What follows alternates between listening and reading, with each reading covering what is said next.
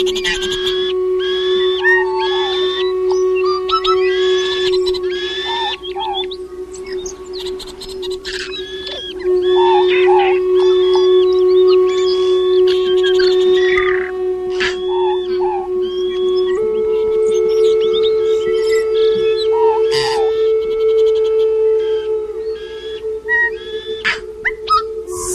to On the Brink Radio number 264.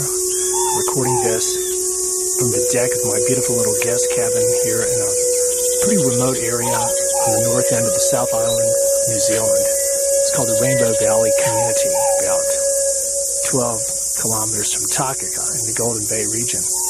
Very awesome place, but I'd like to actually give myself a formal introduction. It's a takeoff based on a really cool TV show from the 1960s that I've been watching lately. It's called Danger Man, produced by a guy named Ralph Smart, who went on to produce the legendary Man from U.N.C.L.E. series that I watched last year with Napoleon Solo and the ever-popular Elia Kuryakin. Danger Man begins like this. Every country has its own secret service. USA, CIA, England MI5, France, Deuxième Bureau.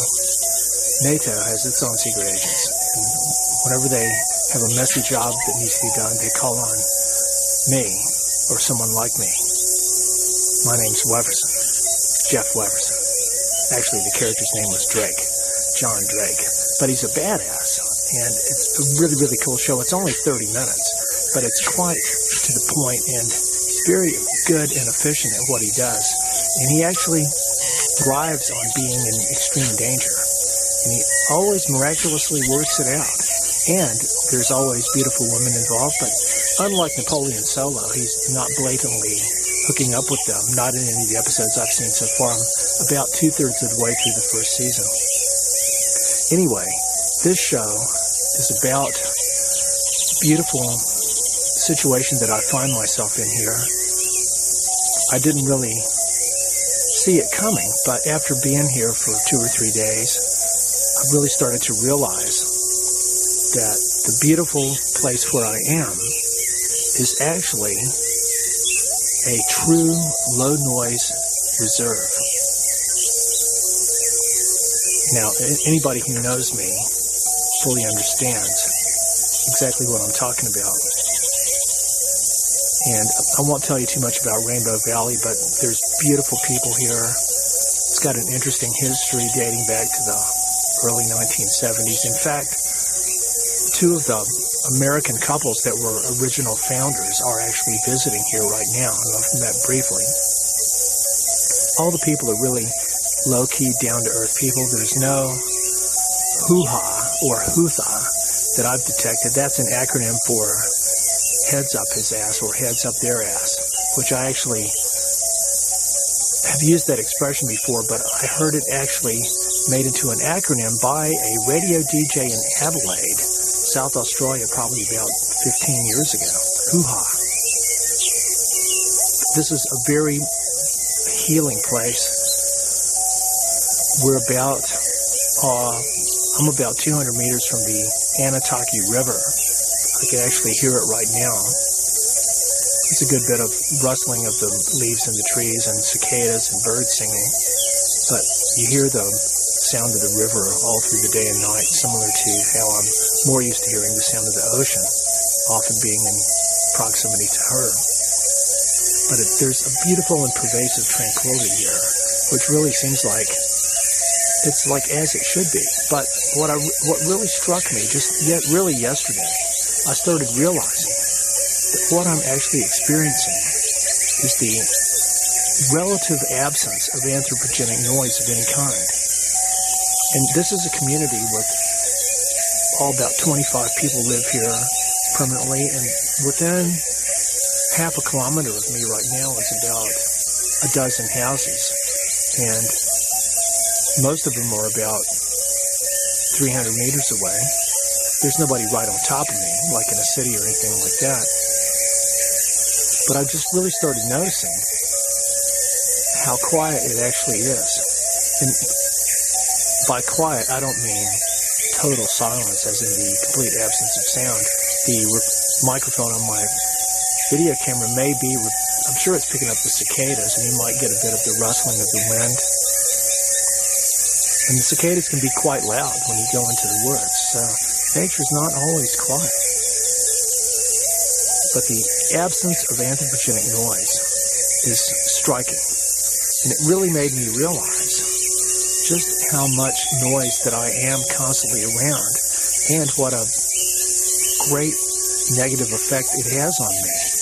And I think that it really has a destructive effect on everyone to varying degrees. But, for example, if you drink some poison, it can make you sick or kill you, even if you never tasted it. Same thing with noise. Just because you don't consciously hear it doesn't mean it's not having an adverse physiological and or psychological effect on you. Now, this show is about issues relating to bioacoustics and noise and hearing and sound and the voice of nature that I've talked about on several shows before. And I'm not trying to cover everything in this one broadcast because it's a huge topic and could devote several shows to it. In fact, a show I'm probably going to be recording this coming week with musician Peter Fippen in Wisconsin. We're going to talk a lot about not just music, and we'll probably begin with one of my favorite quotes from Steve Martin, the comedian and musician, who said, "Talking about music is like dancing about architecture." It's totally different forms of expression or sharing or communication that don't necessarily or even at all translate into or capable of being expressed by the other. So talking about music is nothing like playing music or listening to music. And I'm actually generating sound with my voice. And that alone is a huge area of research and investigation and awareness. The way that we use the spoken word and the history of language. Won't really touch on that in this show. But here, other than the noise of the insects and the birds and the wind, pretty much the only thing I've heard in about 5 days, I've heard 3 or 4 tractors, but in the distance. I've heard 6 or 8 cars come and go, but in the distance, and they're not going fast. They're not kicking up a cloud of dust either. I've heard maybe half a dozen planes in 5 or 6 days. No helicopters. And it's been many years since I've actually been in an environment like this, in a place where I was actually staying in an accommodation of some kind. The times that I've camped out, like when Lisbeth and I would camp out in remote places like with grandmother Pahudakawa on Great Barrier Island, or in Fiordland, or the months that we spent living at Arnie Erickson's remote property on Flinders Island, Tasmania. These are times when we've had similar lack of anthropogenic noise. But in recent years, even ironically on Great Barrier Island, which is my most special home away from home, or it's my home at home, in the past few years there, both the density of the people, both that are spending more and more time there year-round, and the density of construction, houses going up in lots in between houses where there should really be nothing, approaching actually literally the density of a city. They're allowing that to happen. And it used to be, when I first went there in 2006, that it was a very quiet place. There would be like almost whole days when I wouldn't hear any noise of people at all.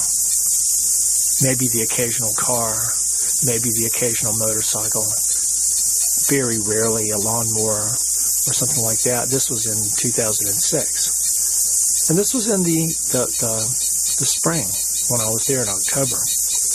But in recent years, a combination of circumstances has made it Great Barrier Island, or Aotea, the subject of my most intensive bioacoustic awareness work.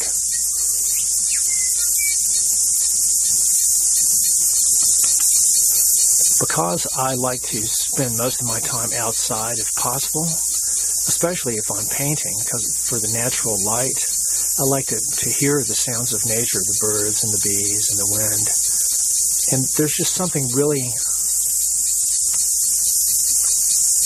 spiritually and psychologically profound or important to me about not being enclosed in walls and a roof. And even if I am to have as much doors and windows open as possible, there's just a connection that I feel. And it's partly probably very subtle acoustic vibrations that you hear, the sound pressure waves coming from the distant parts of the atmosphere and beyond, outside the solar system. I think that we're all very, very attuned to this, and it's not just optical. It's not just electromagnetic. I think it's also acoustic, but this is so subtle. We're talking about levels of perception that the modern day human has no recollection of ever being conscious of it, yet I think it's there. And I think that the whales and dolphins, for example, this is one of the few shows in which they don't feature as the main topic of conversation, but I really feel that they're not only the masters of sound, but that they are able to tune into vibrations in the body of Mother Ocean that provide them with a full spectrum of information about processes and events and goings-on in the heliocosm in the solar system and things happening in there that could be of consequence to life on Earth. On Great Barrier Island, on a typical day, I might hear several dozen planes. These are single and twin-engine planes operated by the two airlines there primarily. And I just had an interesting conversation with a bus driver named Charles Kuipers a few weeks ago, who's actually a scuba diver and a pilot himself. He told me a lot about these planes, and that they're notorious, especially the ones used by one of the airlines. The planes they use are notorious for being loud, as if they were chainsaws in the sky, which is exactly what they sound like. And so there's a constant buzzing of those in the sky there on Great Barrier. And on holiday times, on the Saturday afternoon of a public holiday weekend a few years ago, I logged over 50 plane flights over Medlands Beach between noon and 5 p.m. that day. 50. That's 50. So that's each one I heard for probably 2 to 5 minutes. So 50 times 3. Let's say each one was 3 minutes. That's almost 3 hours of significant anthropogenic noise just from planes alone. And then often you've got multiple noise sources happening at the same time. You might have somebody that comes along and mows their lawn, and a plane comes, and then a car goes by, and somebody's using their whippersnapper, and a motorcycle might come. Then people come with the council-owned mega mowers that sounds like a helicopter. They come along, and then the mulchers with people that can't just chop up their logs and their leaves and compost, but they've got to mulch it down into dust. And those are like screeching military level tree munching devices. So all this stuff on Great Barrier, because I spend a lot of time there, I'm blessedly lucky to be able to, but my time there is largely, almost exclusively outside, almost exclusively without music or radio or anything playing. And my hearing is very acute. And I also pay attention. So it's like, I don't want to tune out sound. Some people go like, oh, just don't pay any attention to it. I go, look, I don't work like that. My senses are designed, as are, I think, everyone's really, for tuning into and helping us be aware of the different qualities of our surroundings. It tunes us in with our family and helps us communicate and to hear their voice. And so to have all this blocked out or interfered with or disrupted is very destructive psychologically and spiritually.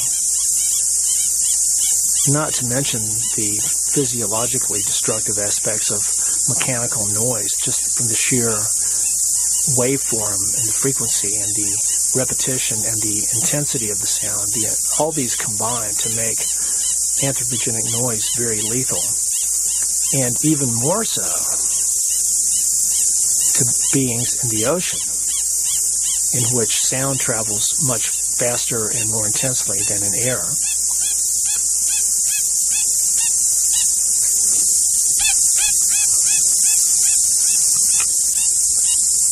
Lest I forget to mention, I've also not heard any dogs barking out here at Rainbow Valley, which is another really big issue on Great Barrier there, even with all the work underway to keep people's dogs off the beach and stuff like that. It's like everybody who comes there and almost everybody who lives there has at least one dog. And so here, I think people might have dogs, but maybe they just don't. But I haven't heard any dogs barking here, which is quite remarkable. And I don't think that Rainbow Valley set out consciously to make themselves into a low noise reserve. It's just kind of like a side effect or a byproduct that's kind of accidentally happened. But it's really something to have awareness drawn to and to be honored and cherished and nurtured and protected. I find that when I'm sitting here, like I'm sitting at my desk right now, the last show was recorded sitting by the Anataki River, which was generating a good bit of kind of white noise in the background, and the cicadas. I'm sure you can hear the cicadas now, but this is the ambient noise level at which I've been sitting here painting for the past few days, and it's just it's having such a beautiful effect on me. I'm actually able to find that I can sit and think and concentrate for long expanses of time without having my train of thought distracted or disrupted by a noise. And I've got so used to that almost everywhere I've been in recent years that it almost seems like that I forgot what I was missing. But here I'm able to actually, I can tell the more days and the more time I spend here, the more my whole creative process will kind of return to what it should really be, because we're creatures of habit. We habituate or get used to all different kinds of situations and stimuli. People get used to shitty relationships. They get used to negative housing situations. They get used to smells. They get used to being bombarded by microwaves. They get used to noise. Like if you hear a chronic noise, like a water pump or something like that is in your environment day in and day out, chances are at some point you're probably going to be tuning it out. And it doesn't mean you're not hearing it. It just means that you're not paying attention to it. So like I said, it's still probably using up some of your cognitive energy to do that blocking. And at some level, you're still aware of it. I mean, the vibration which is what the sound actually is still there. It's still impinging on your eardrum and your nervous system and your body. So all these vibrations affect us. Even if you're deaf, even if you're completely deaf and can't hear, you can still be affected negatively by noise because of the sheer disharmonious vibrations that it creates. Sound is incredibly important. I would say probably to all life forms at some level, because sound it's a form of mechanical vibration. It's not electromagnetic. So this is a web of connection that ties everything together on the whole planet. I always tell people that they'll go like, once a policeman came to visit me on Great Barrier Island, and the first thing he said was, Jeff, so you're the guy who doesn't like noise. Because I'd had a little issue with one of the neighbors about running a generator. And I go like, well, so what? Let me guess. You like noise, right? Is that it? And no, I don't like noise. It's a fact of life, especially in urban environments. And I've made my share of noise. I've used chainsaws a lot. I've mowed yards. I've drive cars. I've used power tools, but I don't do it very much. And I don't like to make noise. I don't like to be observed or have my presence felt by other people. So you're rarely going to see me talking on phone in public. Like, I don't want someone listening to me. I don't want them to have to listen to me. Like right now, I'm in an environment where no one can hear me right now except for me. I'm very sensitive about noise and sound, and partly because I've been exposed to other people's noise and sound so mindlessly and thoughtlessly. So many times over the years, people just break out their phone and start having a really loud conversation, especially les Français, who tend to have the loudest voices around these days. I don't know why. But other life forms are affected by the sounds that we make. Like when we have created an environment with chronic noise like planes and traffic, birds that live near highways and airports and stuff, scientists have actually noticed that they use the word shouting. They have to raise their voice, and dolphins do it too. They have to raise their voice to try to be heard by their mates and their friends and their family. So this is one of many effects that our noise has that we tend to not even have on our radar. Just because we may not observe an overt behavioral change in an animal or a fellow being's behavior does not mean that they're not aware of it, that they're not being affected. If someone was looking at us from a distance, if we were profoundly annoyed or even angry with a noise, no one could tell just by looking at us what we thought or felt. So that's kind of our whole attitude towards all our fellow non-human beings, that we think that they don't even have feelings, or they aren't aware of stuff, or that they aren't capable of experiencing being annoyed, which is totally wrong. Now, there's this trendy, popular thing going around now called the Dark Sky Reserve. And I don't know who thought this up. It's been around for a few years. I sort of looked into it once, and it just sounds like a bunch of bureaucratic gobbledygook to me, but I've been exposed to it a lot because Great Barrier Island, Aitea, where I spend a lot of time, has been made into one. As of a couple of years ago, they got the full Monty Dark Sky rating. And to me, it's just kind of absurd, because why do you need that? And so ultimately, all it is a tourism gimmick to try to attract people to come there and spend a bunch of money for accommodation and renting vehicles and stuff, and therefore, by their very presence, creating more light pollution. So I don't know if the people have thought about that or not, but you don't really need for a place to be declared a dark sky reserve in order for anybody that actually cares, like, for example, amateur astronomers, people that like to do astronomical photography, that kind of thing, they're going to know anyway. So all it is, it's a tourism gimmick designed to bring yet more people to places that really don't need more people. And a friend of mine here in Takaka said that he wanted to get behind trying to make Takaka into one of these dark sky reserves. And I believe the area down around Lake Tekapo, further south on the South Island, is one too. But it has nothing to do with how dark the sky really is, because there's many, many, many places that have equally dark skies. It's just places that are where there's trendy people that might have a dark enough sky to qualify, so that they can get this rating and probably attach the word eco. It's eco-optical or something like that, but it's all just, to me, I'll use the word, yes, bullshit. It's bullshit to me. But to me,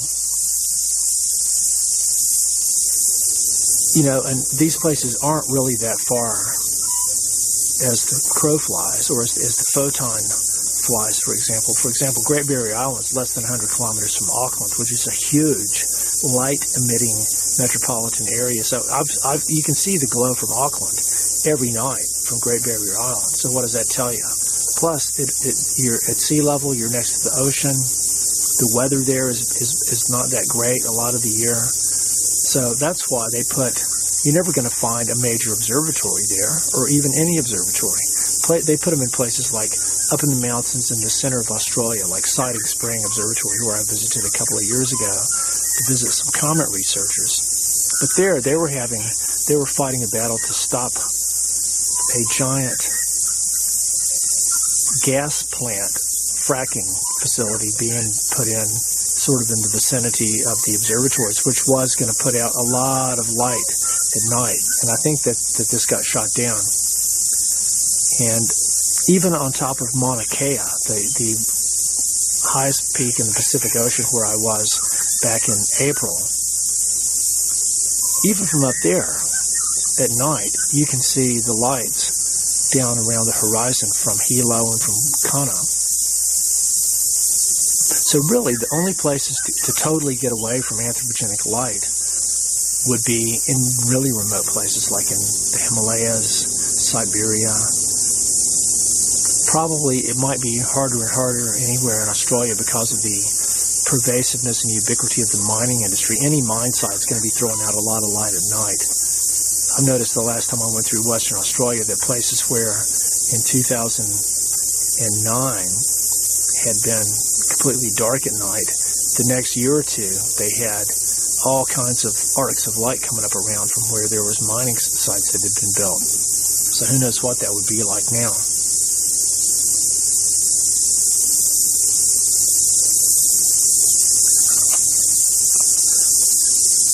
So what exactly would a low noise reserve be if we wanted to bureaucratize this and have people actually fulfill certain criteria? You know, it's something to think about, because it would, I mean, if the biggest problem with it is getting this on people's radar, getting people to care, because even my friends that are all into the Dark Sky Initiative, they really don't have a problem with noise at all. They go like, oh, these planes, they're bringing all the tourists here that are bringing money to the island, and we've got to mow our lawns, and people have to chop their wood, and the hedges need to be cut, and the bark has to be mulched, and those motorcycles, well, they should be their right to go fast. I mean, you know, there's just a rationalization and an excuse for everything. But, so getting people to actually care about it, because, see, so many people, I'm a rarity, because most people are going to be sitting around probably with the television on, blaring, other people talking, the radio, they're on their phone, and a lot of people's hearing just isn't that good. And they don't mind, they're also indoors. So you add these three major factors in there, and that's why most people just don't really care about noise at all. They're just so used to hearing it. That's just reality. And in fact, you can go a step further and find that a lot of people are actually scared of silence, or the lack of sound, like if they don't hear somebody talking all the time, they start getting edgy. Or if they don't have some kind of form of entertainment with some kind of talking to give them a thread of connection to what they consider to be reality, they're obsessed with having some kind of noise going on, or even if it's just music. Like our friend Arnie on Flinders Island, he used to listen to the radio. He'd have it going all through the night, and we later learned that he might have been doing it just to annoy us. But he didn't mind sleeping with the radio on, and this is in an extremely remote place on Flinders Island, Tasmania. So you can chalk all this up to just one dimension of the sort of the de-mentality of the modern mind. But a low noise reserve could be places where people, for example, they strove to have no-mow lawns, for example, using indigenous or imported little ground cover plants in gardens and stuff where you don't have to mow your lawn all the time. You could use electric powered tools for cutting your lawn and your hedge, or do it manually like we used to do. You could use rakes and brooms instead of blowers. If you need to mow your lawn, you could do it at certain times of day or only on certain days of the week, or people could agree that people that live close together are only going to do their mowing or chainsawing at the same time, so that they're making their noise at the same time and won't bother each other. These are all things that could be accomplished if just some attention was put into it. Further than that, you could institute a policy like most places, if you want to burn rubbish, like definitely not on Rarotonga, because there everybody just burns stuff right next to their front door 24 hours a day, even if it's just dry as a tinderbox.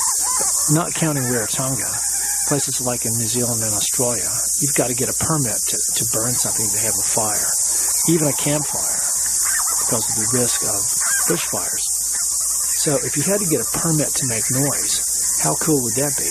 It would create awareness about the fact that you're creating noise. So like if you needed to chainsaw a bunch of wood, you'd get a permit for that. If you needed to, mulch a bunch of bark, you'd get a permit for that. If you were going to use your whippersnipper or your blower or anything like that, get a permit. And it won't be free. It doesn't have to be too expensive, but the main thing, it's not about the money, it's about the fact that you've got to be conscious of the fact that you're creating noise.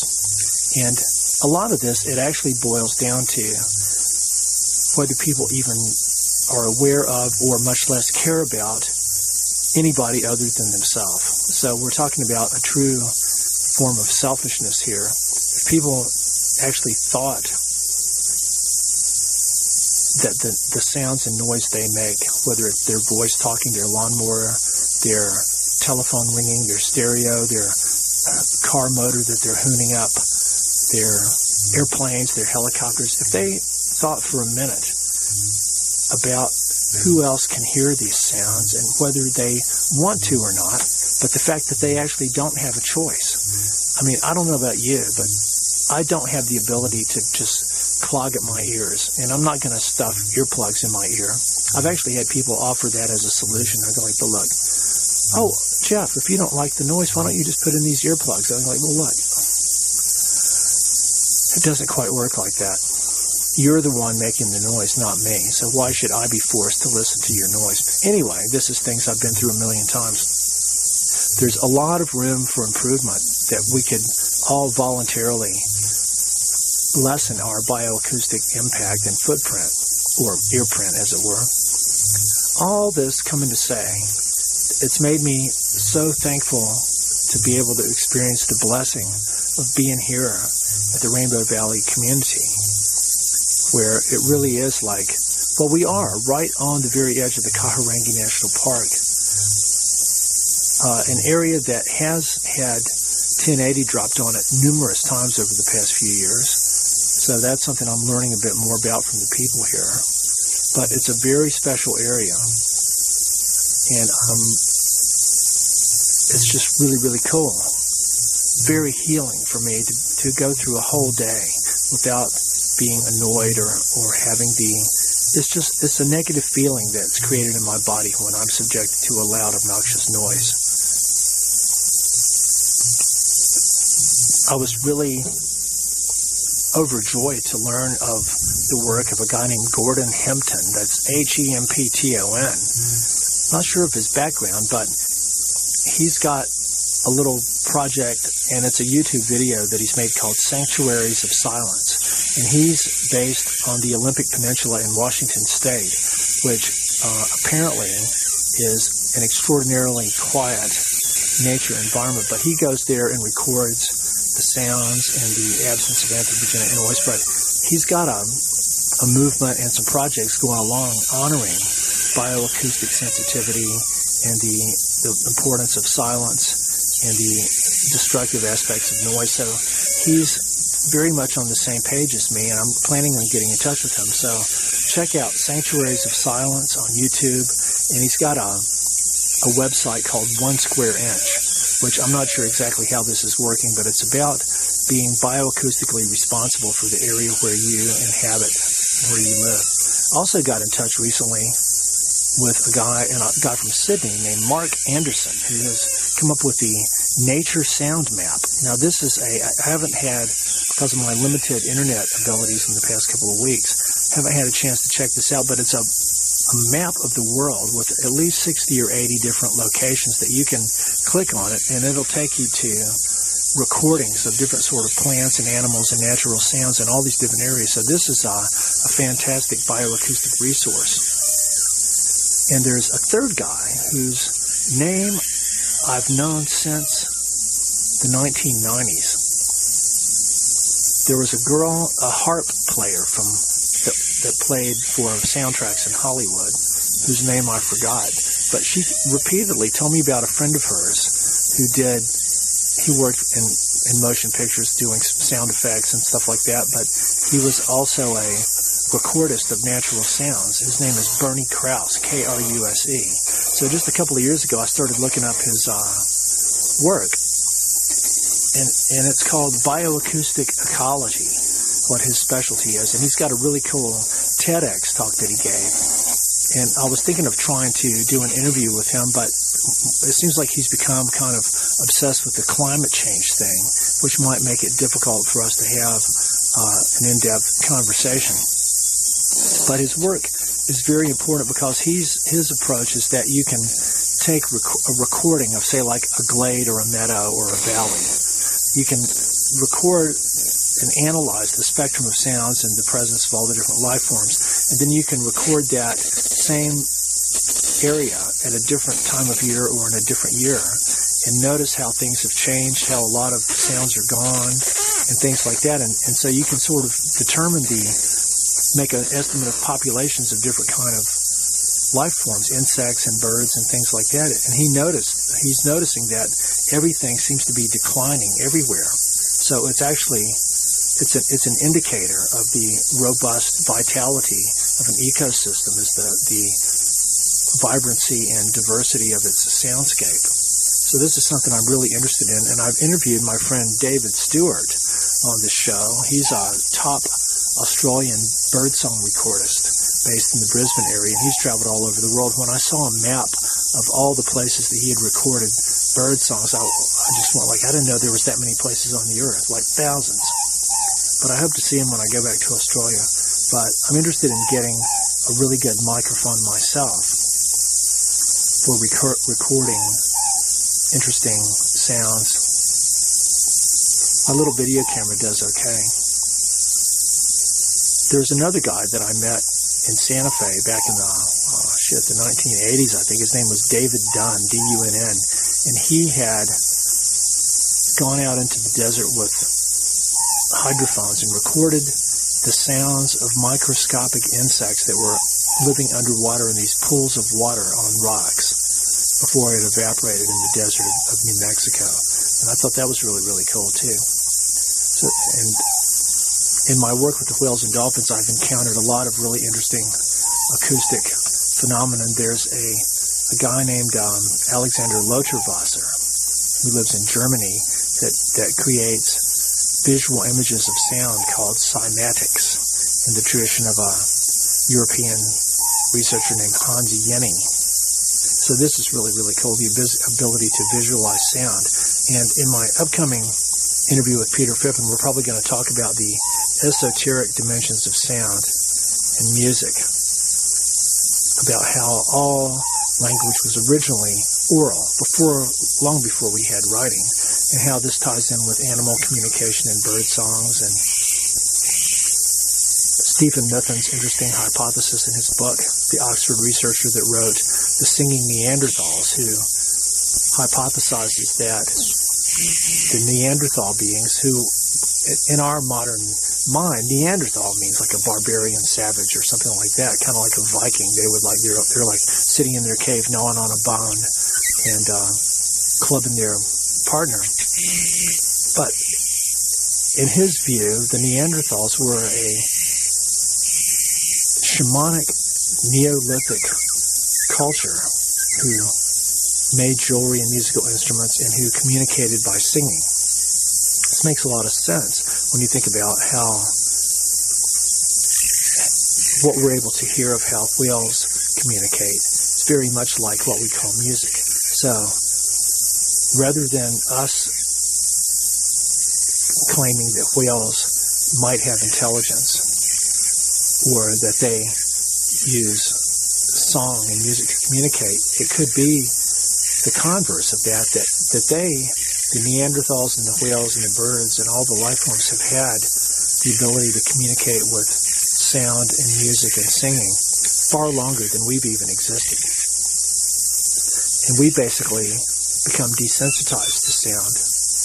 We're so used to noise and having the delicate, subtle sounds of nature blocked out that we're no longer able to hear the voice of the earth. The very subtle vibrations, and this is like not even necessarily acoustic, but subsonic vibrations. Imagine being able to hear the tinkling sound of an aurora. And I've heard the little beating of bird wings many, many, many times, which normally it's drowned out by cars and lawnmowers and dogs barking and stuff like that. And the cicadas and the sound of the dozens of little bumblebees that came and alighted on my paint tray today, especially the ultramarine blue. They're attracted to the colors. It's another interesting. Now there's a bumblebee on my lavender bottle right now. Seems to be very attracted to that. The whole color perception of insects and animals, birds, that's another interesting topic. But anyway, music. What is music? The music of the spheres, of the interstellar and cosmic vibrations of the planets and galaxies. I wonder what a comet would sound like. I think the whales and dolphins can tune into all of this. My friend Moira Thames told me that, as she understood it, Egyptian hieroglyphics weren't actually a form of writing. What they were is closer to music notation, that Egyptian hieroglyphics, each of them represents a sound. So what it is, it's actually a way to pronounce sacred language, which I think is different from us. Like, I don't think that the Egyptians would stand there and just read the hieroglyphics in silence. I think they were meant to be, when they were actually being read, they would be being sung or pronounced, or however, whatever vocalization techniques that they had, which we have no idea about.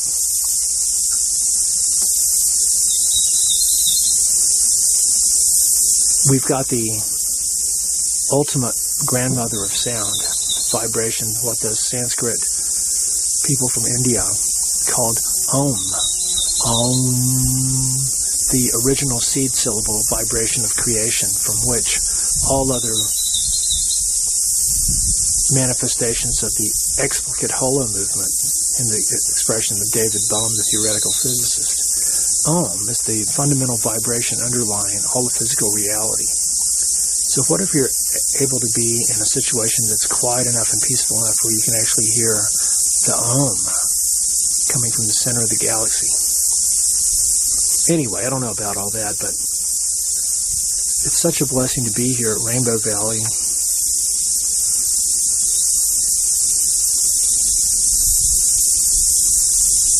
And be able to hear the cicadas and the sound of the river, the rustling of the leaves, the cicadas. I'm reminded of,